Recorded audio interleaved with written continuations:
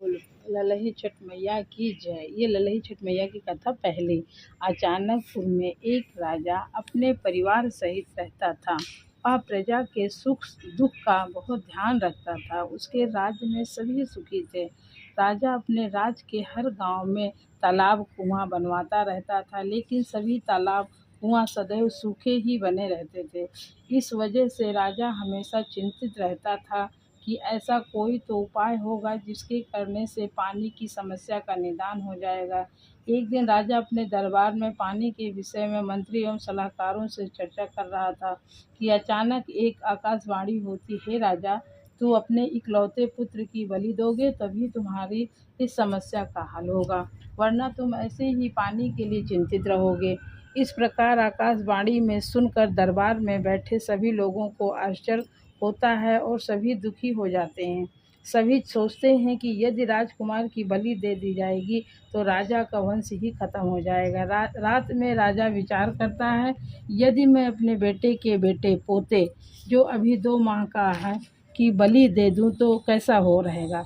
इससे आकाशवाणी की बात भी पूरी हो जाएगी और मेरा वंश भी बच जाएगा, क्योंकि मेरे बेटे के जीवित रहने से भविष्य में और भी पोतों का जन्म हो सकता है। फिर तो राजा अपने मन में यही विचार निश्चय करके जो जाता है।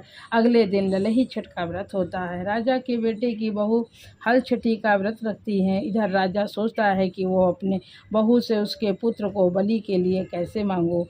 कोई माँ अपने पुत्र को बलि के लिए कैसे दे सकती है, वो भी आज के दिन, जबकि 7 माताएं अपने पुत्र के सुख सौभाग्य कामना के लिए व्रत कर रही हैं। राजा अपने मन में विचार करता है कि क्यों ना मैं बहू को किसी बहाने से उसके मायके भेज दूं और पोते को छोड़ जाने को कह दूं। जब बहू चली जाएगी तब मेरा काम बन जाएगा, बाद में बहू को कोई बहाना बना दूंगी।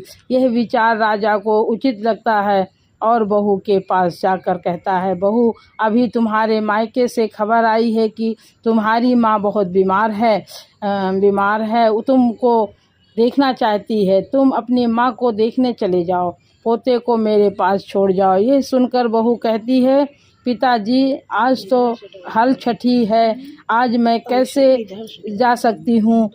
आज के दिन तो हल जूते ज़मीन पर चलना मना रहता है। तब राजा कहता है, तुम चल कर नहीं जाओगी, मैं पाल की सजा देता हूँ, तुम उसमें बैठ कर जाना।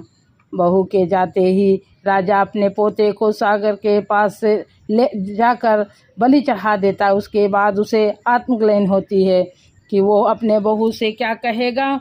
उधर बहू जब अपने मायके पहुंचती है तो सभी महिलाएं हल छठी पूजा करने की तैयारी कर रही होती हैं। उसकी माँ भी पूजा करने को तैयार बैठी हुई है।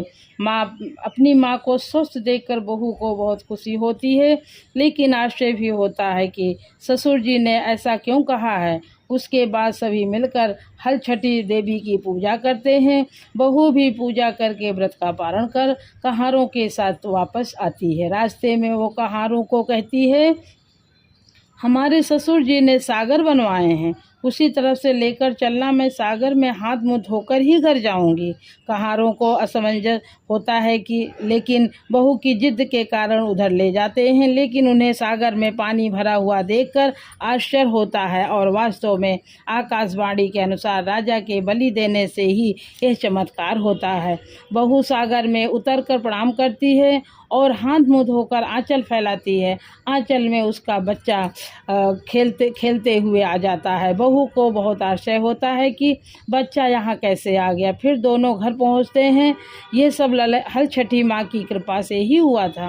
राजा अपनी बहू से माफ़ी मांगता है, लेकिन साथ में बच्चे को देखकर बहुत खुश होता है। राजा बहू को आशीर्वाद देते हुए कहता है कि यह तुम्हारे ही पुण्य का प्रताप का नतीजा है। राजा कहता है कि जिस तरह बहू के आत्मविश्वास और श्रद्धा के कारण हमारे घर में खुशी आई है, वैसे ही हमारे राज्य में सभी प्रजाजनों के घरों में खुशी रहे। राजा ने अपने राज्य में घोषणा करवा दी कि अगले साल से हमारे यहाँ राज्य में सामूहिक रूप से हल छठी की पूजा होगी। जिस प्रकार हल छठी माता की कृपा से राजा के घर में खुशियाँ आई, उसी प्रकार से आप सभी भक्त लोगों के घर में भी सदैव खुशियाँ बनी रहे। बोलो ललही छठ मैया की जय।